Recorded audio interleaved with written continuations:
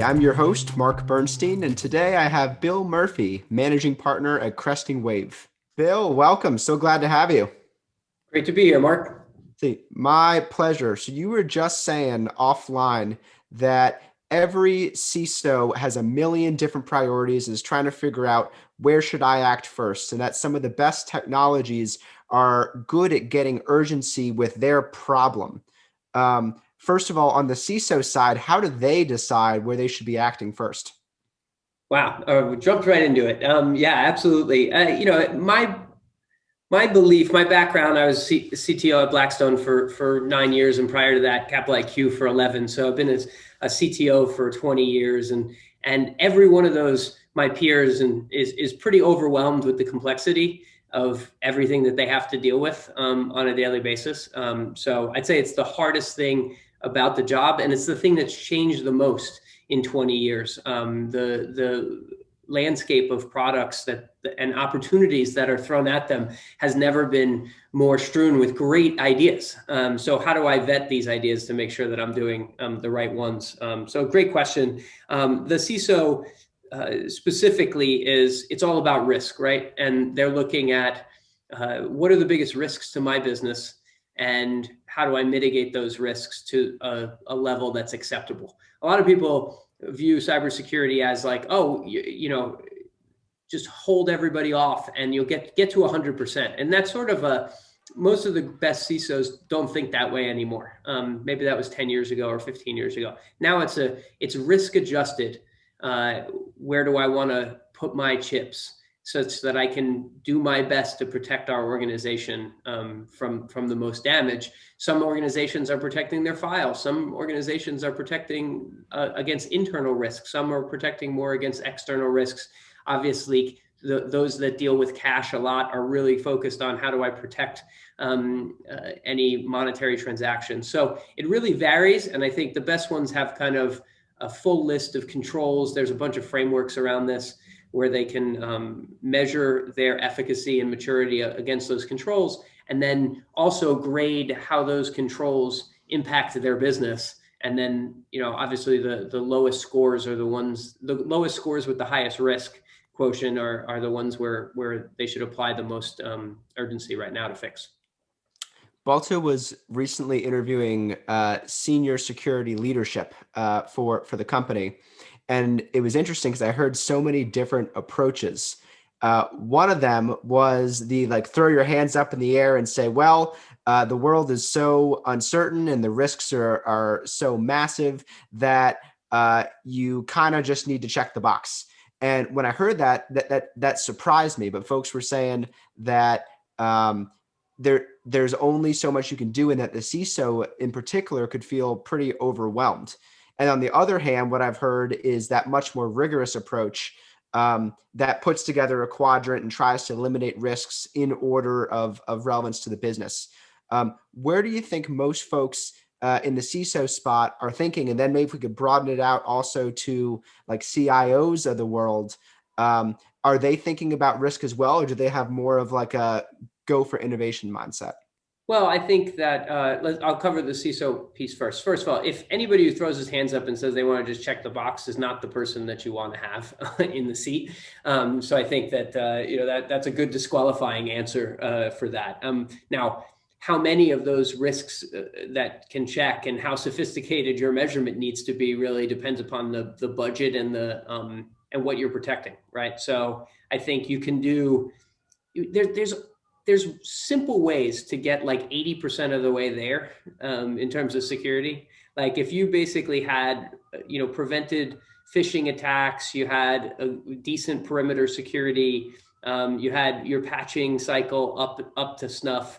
Like those three things are pretty effective to get rid of a lot of the risk in your business. And so I'd say if you're thinking about security leadership is make sure there's somebody who understands that and can make sure that blocking and tackling is done. And then from there, maybe the decisions get a little bit more nuanced, but it's pretty simple places to start. And then CTOs and CIOs, other tech leadership positions, the CISO reported to me both my positions, and so you're worried about risk.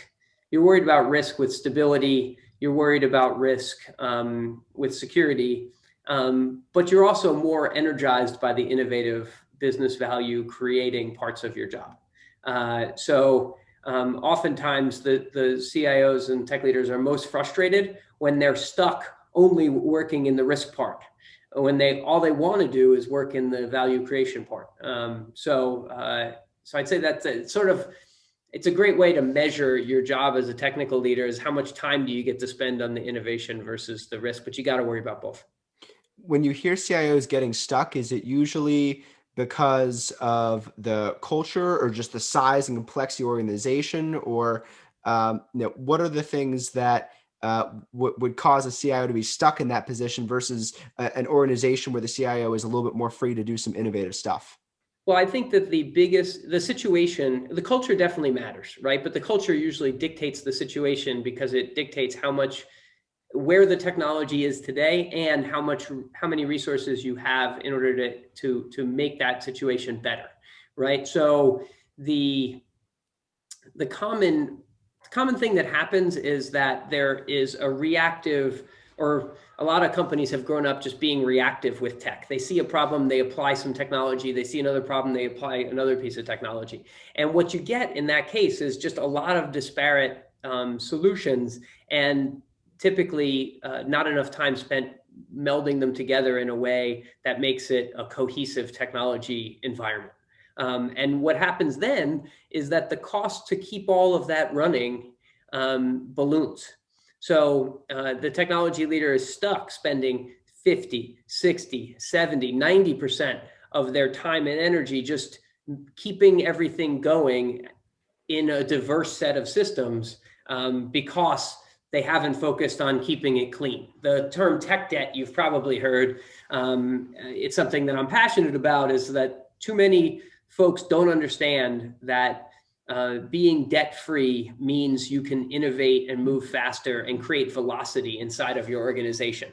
But unfortunately, the money required to pay off that debt, the resources required, the opportunity cost of focusing on paying down that debt, it all kind of prevents it from being repaid, because everybody always wants to work on the next thing, right? Instead of saying, I really want we have 3 CRM systems. Should we spend time doing the hard work of putting them all together?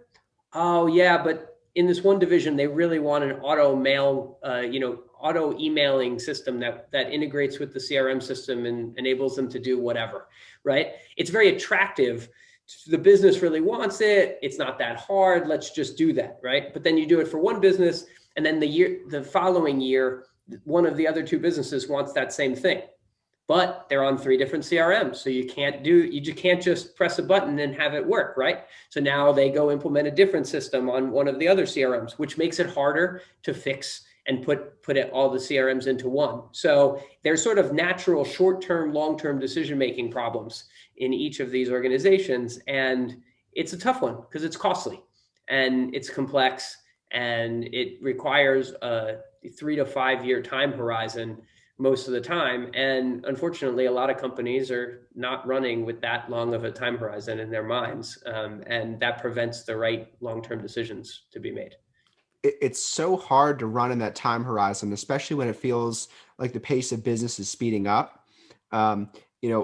It's funny because, the Balto pays more attention to our competition than we did a couple of years ago. I think in part that's the competitive landscape that we're in. But another part of it is I think that what the competition does and what any business does, we're sequencing our actions faster, one behind the other. We're able to move faster. So when you are looking at that tech debt, you're thinking, do I give up that speed advantage in order to fix infrastructure? And of course, trying to make that crazy calculation of, well, at one point, will I be able to move faster if I fix it now? Right. It's very, very hard. And no one has a perfect number to help summarize all of those hard decisions in a way such that makes the decision making easier. I've actually invested in a company that tries to read source code and give you a format a number to help you understand where your tech debt is at. I do believe that there's going to be some metrics defined over time that's going to help us better assess our velocity for technology, and hopefully that can be helpful in like arming you in those in that decision making process with a little bit more data versus everything just being gut feel. But it is really hard. Now you said it's like hard for companies to play in that longer term horizon. But if you think about all of the most powerful companies and the ones that have grown the fastest and innovated the most are all the ones that have thought that way, right? Like, Stripe just today had or this week is valued at tremendous value increase, and they had an amazingly big vision, and they were always thinking big with their vision. Amazon, for many years, right? Jeff Bezos was lamented for or like bad word, but he was criticized for not turning profits and investing in the future. And obviously, who's laughing now in terms of the success of Amazon? So like the most successful enterprises are thinking 3, 5, 10, even 20 years in the future and laying the groundwork for that. And a lot of that is keeping their technology in a state where they can be nimble and have velocity in terms of their innovation. So it's funny how everybody says it's impossible to do, but then you look at the people who are most successful and they're all doing it. So why is there such a disconnect in enterprises? But at the end of the day, it comes down to a resourcing decision, and people have a hard time making that trade-off. It's a controversial opinion, but I totally agree. And I was actually just talking with the marketing team last week about that, and I said, what if I went off in space for a little bit and created a not 1 year, 2 year, 3 year, 5 year product roadmap, but what if I tried to create a 20-year product roadmap? Obviously, the point is not to present it to the board and hit every key milestone for the next 20 years, but would that help guide our vision and our thinking to be looking in the multi-decade view rather than looking in the 1 year, 2 year view?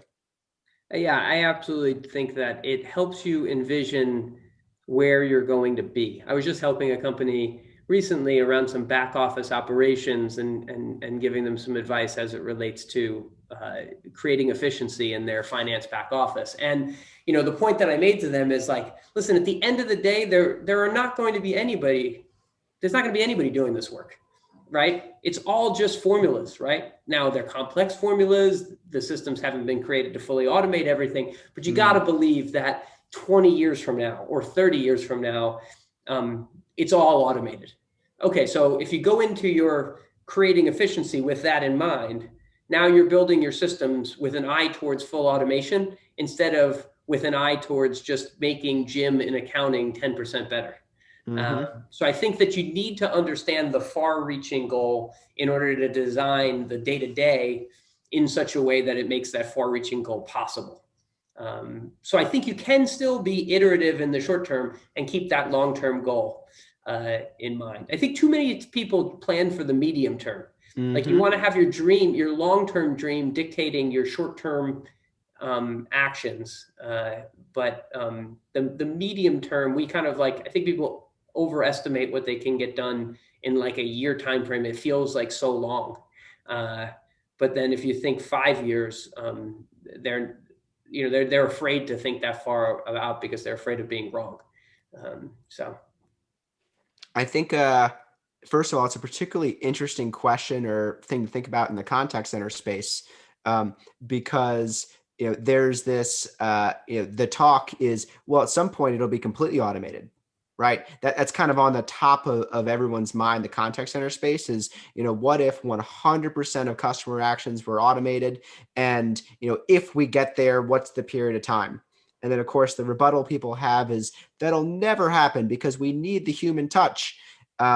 And I think that's like a good thing to kind of cling to, and it's a nice belief to have. But I think we're continuously surprised at how far automation can go. So where do you draw the line? Do you because if you assume that what you're doing will absolutely be automated and there'll be a AI driven economy in the next 20, 30 years, I can imagine that almost being like a little bit like fatalistic for an entrepreneur who wants to start up a project. Yeah, sure. I think that my view would be AI human assisted use of using AI to make humans better is where the focus should be, right? Because I think the contact center, as you currently think about it, is going to be fully automated in, I don't know, 10 years. I don't know. You tell me, you're probably more of an expert than me, but there's some period of time where it's reasonable. But if you look back at what a contact center was 20 years ago, I bet you today's contact center is a lot different than that. Not just in technology, I'm saying in terms of what's expected of a contact center. So I think you have to think about getting rid of today and but using the time and energy and resources that you're like getting rid of or creating efficiency in order to be better. And so the expectations of customer service today, because technology has enabled them, are so much higher than they were 10 years ago. I mean, I haven't waited on on hold for a call center. I can't even remember in most for most of my services. Whereas 10 or 15 years ago, that was often the only way to get customer service, right? So we're clearly getting better. So I think my view would be every business should be thinking of like, okay, how can I bring these new technologies to bear? Not necessarily to be a replacement, because then that's today's problem. Hmm. It's like, how do I use it to make the people more powerful going forward? And I think it's actually a little bit of a less controversial opinion too, because it doesn't feel like you're hurting people in this march towards efficiency, right? Like you're just providing them a better way to add value to whatever business that they're part of, and that augmentation will last a long time. Like even in like the chess world, where obviously computers are really good at playing chess because it's all just rules based, right? The computer beat the human pretty quickly, but then a human with a computer beat the best computer for a long time, and then eventually the computer beat both. But there was a big period there where a grandmaster with assistance from a machine could be better. And I think like if you look at medicine, doctors with technology are clearly better than doctors without technology, and it'll be a while before the technology is better, except in specific use cases. One of the things that's so interesting of what you just said is um, that the problems are changing, the problems will be different, and the demand will be different.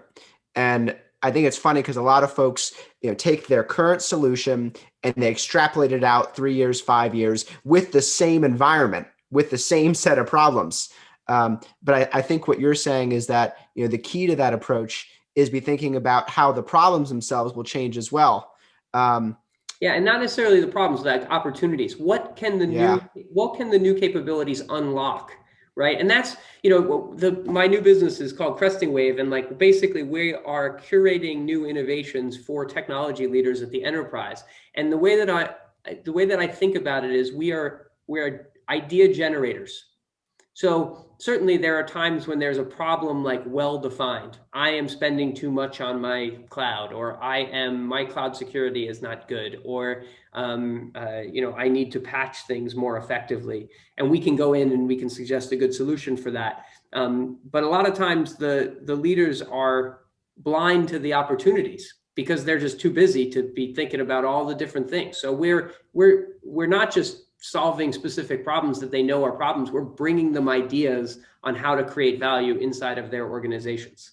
And if you're thinking about technology as idea generation, it's just I think it's more exciting. Speaking to your previous question about innovation, it's a more exciting way to think about the job, and a more fun kind of positive way to think about where it's going to take us in the future, instead of just this like mindless create efficiency, drive costs to zero type of approach that some people Hmm. has. Where are you seeing most of the innovations coming from? Well, it's really interesting about how the public cloud is now 100% of the innovation or close to it. Like even 2 years ago, there was a good share of the new innovations that was like, oh, it works on premise and it works in the cloud and it works here. And now I'd say almost 100% of the new companies are cloud only. And I think in the next 3 years, if you're not significantly in the public cloud, you'll have a hard time keeping up with your business needs because there won't be new products to help you. Like you'll have to be in the public cloud to take advantage of. Machine learning is the best example. It's like you literally will not be, you can't do it. I guess there's a few quant funds that have big enough data centers and budgets to do it, but almost everybody else, if like it's economically unfeasible to do it without utilizing the public cloud. So I think everything is sort of around that, but that's hugely broad, and it really doesn't speak to different industries where I think there's innovation across all industries utilizing these new capabilities. Is your perspective that even some of the spaces where it's been more difficult to go to the cloud, like government and financial services, that they will also be on the public cloud, and the question is when and how? Yes. Yeah, I think there's only like anybody who tells you different is like, I think, just not up to speed with the way that they're thinking about it. I wonder what's holding those companies back from doing it sooner. Is it just logistics, or is there more to it? Well, I think that now on the flip side, there's tons of innovation, but there's also tons of complexity. And having grown up in the client server, 3-tier architecture, kind of, pre-public cloud world, and that's where all of my hands-on experience is, or most of it, it seems like it should be easier. My expectation was that it would be easier to get to all public cloud life, and it is way, way harder. When I was at Capital IQ, I started a founding team in '99, CTO, and for 11 years there. At the beginning, it was like you had to worry about 5 vendors. You had to worry about your, Dell, EMC, Microsoft, your co-location vendor, and maybe you had some like checkpoint firewalls for security. And now, an enterprise CIO has, hundreds, if not thousands of products that they have to worry about. Even just running, you've probably heard the term Kubernetes, and just getting a great container Kubernetes environment up and running in a way that's fully enterprise ready, with fault tolerance and with backups and with the proper level of diligence in terms of the development process. It takes about 8 to 10 different sets of scripts and open source packages to be wrapped around this Kubernetes environment to do it right. That's incredibly complex. So most of what's holding the enterprises back is how hard it is. And the born in the cloud businesses have a huge leg up because they don't have to move anything complex and try to like retrofit it for the public cloud workload. So I think that's holding it back, and there's not that many, the resources in high demand, and there aren't that many people that are experts in everything. And, so it's, we're in the early days of this, still in the early days of this migration. Yeah, it's interesting. It sounds like there's like a talent side too, which is, it's one thing to have the tools, and the tools, if they're new, can only have a certain number of people who actually know how to use them and deploy them. Correct. Absolutely. And I think that the industry has not done a great job. This is a very, very broad statement, but has not done a great job making it accessible for the non-expert.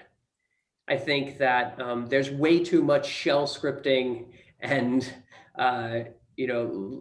like lack of end user tools to enable a lot of the great technologies that are being developed has hurt the level of true kind of scale adoption of some of these technologies. And I think they should pay more attention to making their technologies accessible, not just to the to the folks that think like their engineers do, but those that are, more trying to solve business problems with technology rather than just to build technology. Hmm.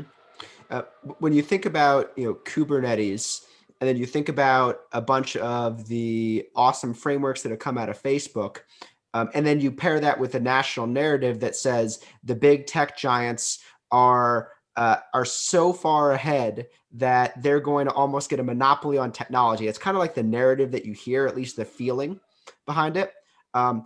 What is your perspective of the truth on the ground? How much is technology being owned by this oligarchy of big tech, so to speak, and how much of it is this grassroots from small companies that are kind of shooting their shot? I think that it's a good thing it's an oligarchy and not a monopoly, because I think that the fact that we have many of these huge tech companies that are all pouring so much money into R&D to push all of these capabilities forward is really good for companies like Balto, who are trying to solve a specific business use case and get to like take advantage of all of these great new capabilities that Amazon and Microsoft and Google and others are building. If you only had one, right, you would really sort of be stuck, right? And their pricing power would be greater, and all kinds of other bad things could come from having that monopoly. So in some ways, it's really good that we have many, and then you throw in the Chinese versions of these companies, Alibaba and others, and you get a pretty good set of a competitive mix for these tech giants. I do think, though, on the flip side, there is some, enterprise technology innovations are definitely being crowded out by the capabilities that these businesses are able to, and the scale that they can, of customers that they can bring to their versions of any of this. So what I think that's done is it's launched a lot more vertical use case driven innovation. So it's just pushed, there's less people trying to build innovative disk storage technology than there was 10 years ago, because not that many people are buying their own disks, right? But those entrepreneurs are building stuff. They're just building like vertical SaaS applications, or other types of things that fit more into a world that is sort of public cloud enabled. So it's just, I'm sure back at the turn of this last century or two centuries, whatever, 1900, like, power plants were like, everybody was probably innovating their way of generating electricity, right?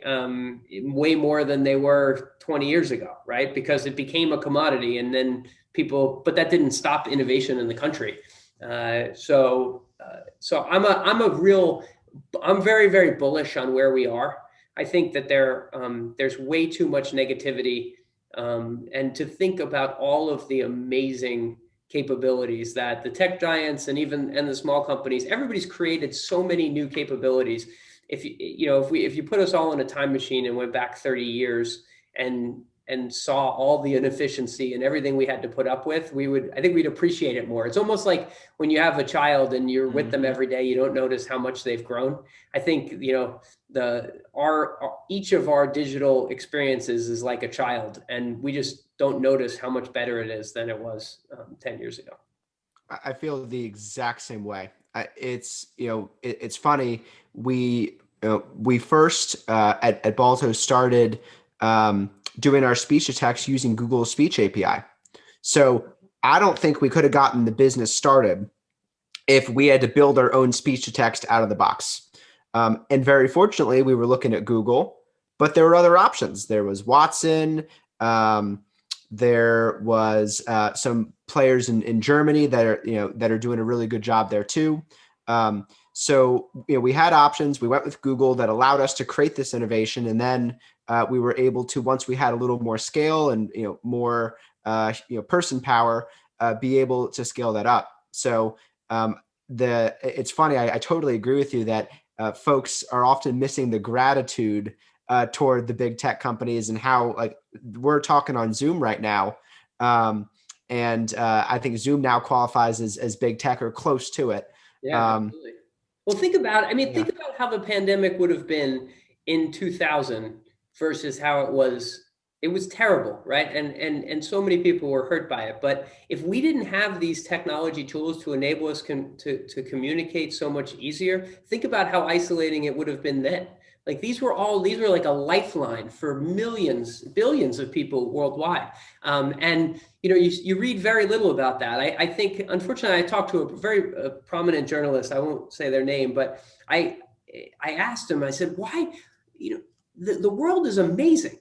Why aren't you guys celebrating how great the world is?" Like there's a book, Factfulness, by Hans Rosling, and there's a couple of other ones similar, but like all the statistics are pretty amazing about where the world is. I mean, let's take COVID out of it for a second because it depressed life expectancy, but like all the trends are great. If you look at the macro version of whether the world's better. And but for whatever reason, the media and we're always talking about how bad everything is. So I think taking a breath and appreciating all the great things are it's something that I'm trying to do more of. And I think I'm sure we can all kind of get fixated on things that we could do better and our companies can do better and so on. But it's a pretty amazing time to live in at a macro level. True. One of the Factfulness, I actually love that book. One of the stats they mention, I hope I don't get it wrong, but it'll be close, is that since 1990, 1 billion people have been lifted out of poverty in the world. 1 billion It's amazing. people. It's amazing. I think we're way too, and in the United States, we're way too focused on only the United States, right? Everyone's always talking about here, and we just happen to lift our people.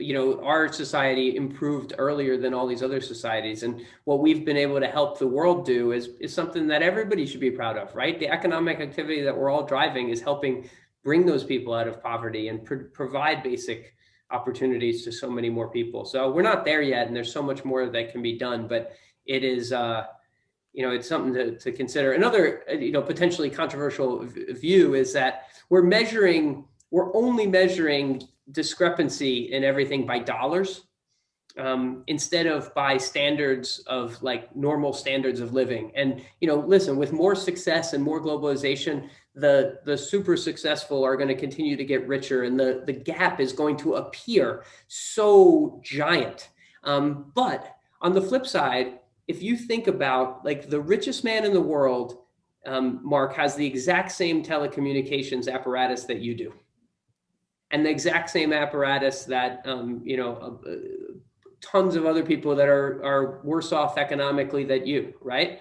And that's pretty amazing, right? So that's a big flattening of expectations in the world. Now, the gap between the richest man and you is probably more than it's ever been in pure dollars. But why are we only using that as a metric? So I think if we changed our metrics, we could start to change our minds about what the current state is, and then let's try to improve from there.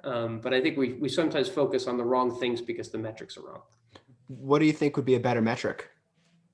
I think that there could be some sort of it's like Maslow's hierarchy of needs, right? Like let's try to put that in a metric. How many people, and where are they on the general hierarchy of needs? Fed, clothed, healthcare, and then there's like the basic decency of a society, equality, and so on. Let's measure that. Let's not just say the world is more unequal than ever because the richest person makes 100x the average. It's like it almost doesn't matter. Let's talk about the experience that richest person has versus the average person, and then let's think about whether that's more different than ever. And and let's focus on the 1 billion people who have been pulled out of poverty and are closer to that median than they've ever been, which is pretty cool to explore. And we had at Capital IQ and at Blackstone as well, we had a big India operation. So I've been to India like 15 times, and to watch the progress there from when I went for the first time in 2001 and now is just amazing. And that's just, it's great to celebrate that. What did you notice when you were there? Well, I mean, the first time you go, at least when I went in 2001, I had never really left like the Eastern Seaboard of the United States much because I grew up on Long Island. My dad was a police officer. You know, I had a solid middle class upbringing, but I didn't travel globally or do anything like that. And it was a really affecting experience for me because you get to see the dichotomy between I went into an office that was, reasonably well, a facsimile of the United States office, but then right next to it, there's extreme poverty, and it's sort of like Mm. it's in your face in a way that it's not in the United States, and it helped me understand that the world is like way bigger than I was giving it credit for, and I guess it helped me appreciate a little bit of that billion people out of poverty statistic that you mentioned before, because just because they live in India and I live in New York doesn't make you know it doesn't make the one New Yorker more valuable than the one person in Delhi, right? And if we should pull everybody up. But why are we always making that value judgment based upon country or state or something like that? I think it's we're one human race. We should be pulling that up together, and it sort of all hits you when you get to countries that have a different experience than you grew up in. At risk of taking too big of a leap here, one of the things that I think about a lot is how I think we underestimate the consciousness of other people. And that's both current, existing, living people on the planet.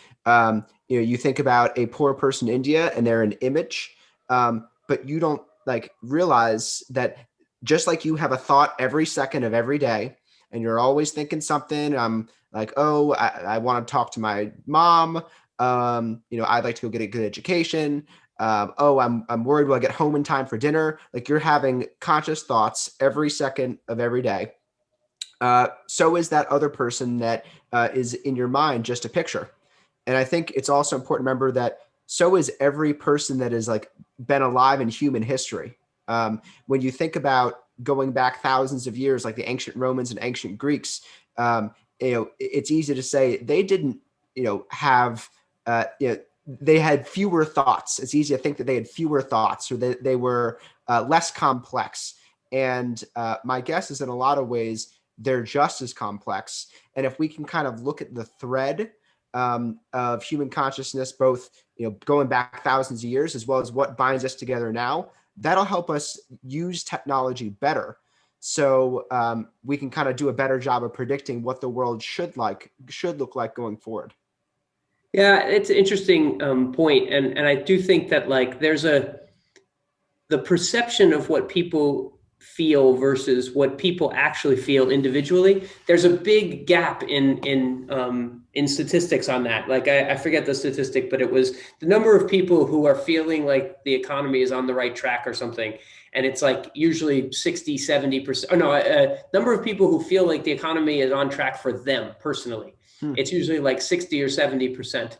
And then you ask those same people, like, is the economy on track for the country? And it's like 40% say yes. So it's pretty funny that like 70% think it's good for themselves, but then 40% think it's bad for the country. And then we're making policy decisions based upon that like, once again, bad data, right?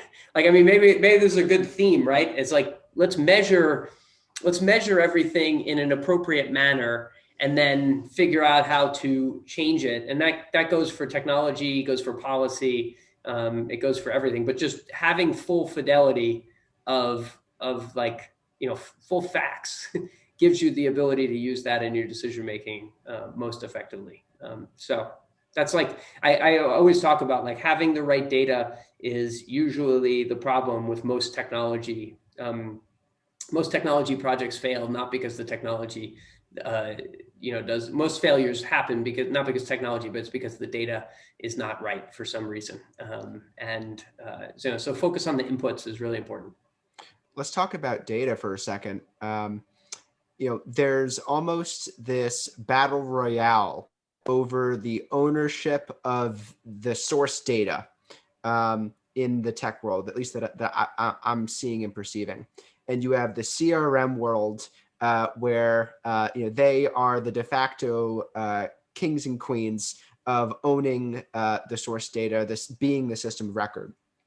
Then you see the folks in the contact center space, in the CCaaS space, kind of chipping away around the edges to own different pieces of that record.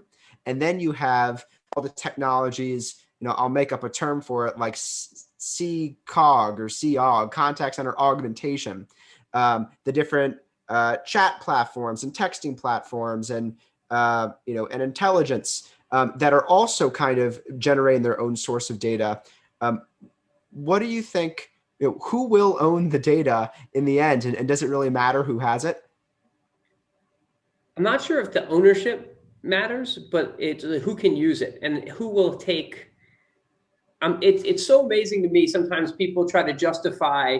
They're like, oh, well, I built my own repository rather than connecting. And it's like, why you did that? And they would make up some reason why it's better that way.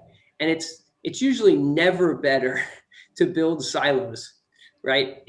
The best products will be built when all of the data is taken into account to make the best decisions. So certainly in a contact center, right? It's like, if you can use all the conversations I've ever had, all the emails I've ever had, all the chats I've ever had, all my buying history on the website, all my browsing history on the website, and anything else you know about me. I guarantee the more you know about me, the better you can serve me as a customer. I think that's a fair assumption. However, it's harder to build tech platforms that way. There is an incredible pull for the small companies with limited resources to just say, listen, I'm only going to care about the voice conversations and then I'll own that. And then the chat folks are like, I'm only going to care about that.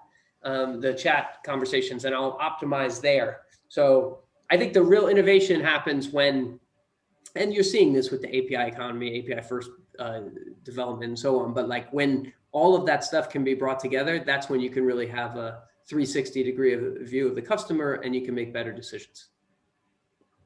Yeah, I'm totally seeing that too. In that case, does that put any sort of pressure? It seems like it puts pressure on CRM to be something different. Yeah, I mean, CRM is it's a database containing information to help you run your business. And, I think that when you make a decision about CRM, integratability of that data with other things in your environment should be a very, very important decision point. Any system that's closed, as a CIO, that puts you in a box about how much you can do and how much you can really innovate, right? So if I have a CRM system that doesn't enable me to integrate anything to it, it's going to prevent me from buying Balto, maybe, right? Because it's just going to make it really, really hard as a customer. So I'm probably not going to do it, right? So if you want to be limited, then you're not going to have great tech in the next 5 years. So I'd say integratability, if that's a word, should be one of the top 3 things in almost any systems decision that you're making as a tech leader. Do you think it's more advantageous to be the owner of the data that integrates with others and kind of sends it out to other locations? Or is it more advantageous to be the receiver of the data, pulling the data from different systems? It's all, there are great examples of huge amounts of value that have been created by companies in each of those things. So I don't think there's a great answer to that. If you think about, let's just talk about web analytics data right now. Segment has built a business that all they are is the repository of all your web data in a way that makes it easy to send that data to any web analytics platform. And then Mixpanel and a bunch of others, Google Analytics and so on, have made great businesses about being the front end to enable to use that data to analyze it. So I think there's a lot of value to be created at every part of the supply chain. So there's not a great answer. Just like whatever part you choose, like do it well, and you'll be rewarded. Mm-hmm. Yeah, I think there's definitely this, because there's so many different tools and options, this almost pull to try to, especially in enterprise tech, build broader and do more, because you can see yourself connecting with so many different systems. Yeah, and I think that there's a big risk for small companies is to be driven by their first few customers to to get too broad too fast, where because your first few customers are enamored of your solution, or they wouldn't have bought it, and every CIO is dying because they got so many solutions to worry about. So they're like, man, it'd be great if you did this. It'd be great if you did this, and then I can cancel this product. And they all want you to get very, very broad very quickly. And that's certainly a viable strategy, but it's an expensive strategy. And a lot of companies kind of build only okay versions of tools, instead of staying laser focused on what do I do really, really, really well, right? Mm-hmm. Like think about if they came to you, and I'm sure there's people who are probably like, man, it'd be great if I could just use Balto as my full CRM. It'd be great if you guys did, all pieces of my ERP, and I could run my business off Balto. I love it, right? But that's that's probably a bad decision. You might be able to meet that one customer's needs, but thinking that you could replace SAP for their ERP at a lot of companies is crazy. They've invested billions of dollars in building that platform. So, choosing your fights, and not being dragged into the fights by initial customers, it requires every small company to be like kind of laser focused on what their vision is and how do they stay true to it. Mm-hmm. It's it can be so challenging to build out a vision for that exact reason, because when you go a couple steps down the line, you say we're going to build this, and then what, and then we're going to become this, and then what, and then we're going to become this. There's almost a tendency to say, and it's funny, investors will ask me, so are you going to ultimately be the CRM? And I'm like, no, no, I Right. don't think we are. But there's a pull toward wanting to go there. Well, maybe that's a good lesson, like to come back to what you talked about of thinking 10 years, 20 years down the road. Like, I do think that there's an incredible value in doing that. And one of my most successful investments in the past, I actually talked to the founder yesterday, and we were joking about, he still has his initial memo that he gave me, and it was like a 25-page version 1, version 2, version 3. And the company's about 12 years old now, and it's been acquired by a public company, and it's not, he's not operating it anymore, but they're on version 9 of his original 12 versions, right? But Wow. the fact that and it's still basically holding true, which is pretty awesome for his ability to prognosticate. But it was always helpful, because when he was on version 2, he sort of knew where he wanted to go with 3 and 4. So I'd highly recommend any companies to lay that out, knowing that it'll change, and it could change, and you could decide to throw it away altogether. But the exercise of putting it on paper helps you envision where you want to go, and stay true to it, and not get distracted by kind of random opportunities that might be interesting but not core. It seems almost equally important on the CIO side as well, where you're saying, what does my contact center look like? Step 1, step 2, step 3, step 4, because I think it's very easy to say, well, more chat, more texting, and let's do something with voice. Definitely. And too many people are just like checking boxes based upon, rather than really laying out a strategy and trying to get there. Mm-hmm. Bill, what do you think the contact center will look like in 10 years, in 2030? I think it's going to have a better view of who I am when I call in, and a better, more informed experience, and then I would say just like way more options for what they can help me with. And the best companies, the ones that really have thought about how they're going to integrate their products with their services and support, give that amazing experience right now. And when you go through it, you feel it, and you're like, wow, that's truly differentiated, versus the ones that are sort of mired in the past, where you call in and you enter your account number 17 different times, and then you get a person and you repeat the account number, and then they have no idea what's going on, and and it's a frustrating experience. Like, you got to believe that those days are gonna go away, or at least I'm hopeful that they will. I think they have to. Bill, thank you so much. This has been Awesome. Really appreciate you being on.